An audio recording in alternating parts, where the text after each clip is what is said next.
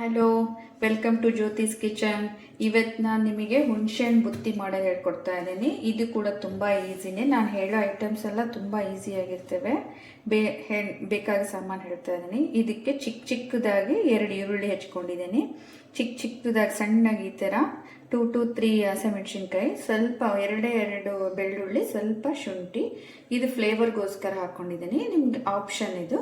ಮತ್ತು ಕರಿಬೇವು. ಇದು 2 ಕಪ್ ರೈಸಿಗೆ ನಾನು ಇದು ಮೆಜರ್ಮೆಂಟ್ ಹೇಳ್ತಿರೋದು. ಇದಕ್ಕೆ ಬೇಕಾಗಿರೋದು ಮೇನ್ ಹುಣಸೆಹಣ್ಣು. ಈ ಹುಣಸೆಹಣ್ಣು ನಾನು ಹಾಫ್ ಆನ್ ಅವರ್ ಮುಂಚೆ ನೆನೆ ಇಟ್ಕೊಂಡಿರೋದು.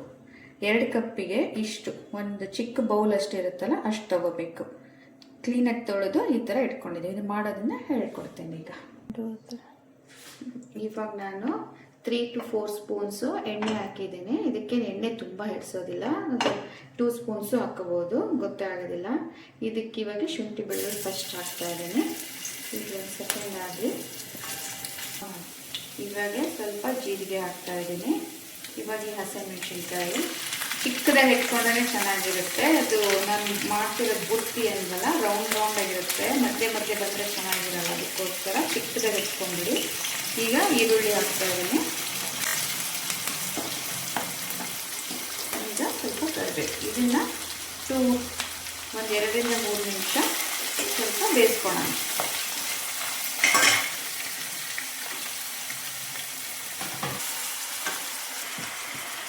ಈ ಅನ್ನ ಸ್ವಲ್ಪ ಮೆತ್ತಗಿದ್ರೇ ಚೆನ್ನಾಗಿರುತ್ತೆ. ಸ್ವಲ್ಪ ಕಿವುಚ್ಕೊಂಡ್ರೆ ಅದೆಲ್ಲ ನಾವು ಇವಾಗ ಹುಣಸೆಹಣ್ಣು ಒಗ್ಗರಣೆಲ್ಲ ಹಾಕ್ತೇವಲ್ಲ, ಅದು ಚೆನ್ನಾಗಿ ಹೀರ್ಕೊಳ್ಳುತ್ತೆ. ಇದು ಅಗಳಾಗಿದ್ದರೆ ಚೆನ್ನಾಗಿರಲ್ಲ, ಸ್ವಲ್ಪ ಸಾಫ್ಟಾಗಿರುತ್ತೆ. ಅದಕ್ಕೆ ಈಗ ನಾವು ಸ್ವಲ್ಪ ಕಿವುಚ್ಕೊತಾ ಇದ್ದೀನಿ.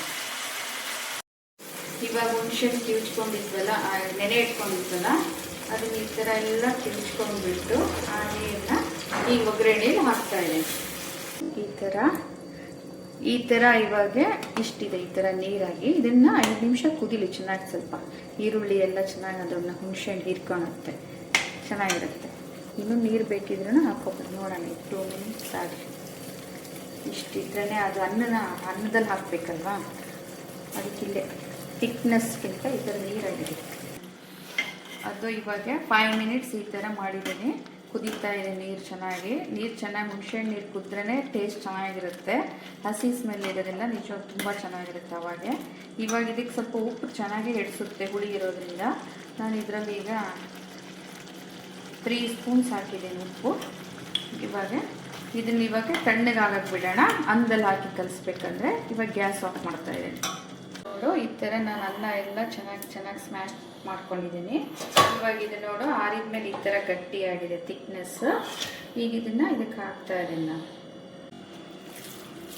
ನೋಡಿ, ಇವಾಗ ಈ ಥರ ಕಲಿಸ್ಕೊಂಡಿದ್ದೀನಿ ಎಲ್ಲ ಫುಲ್ಲು.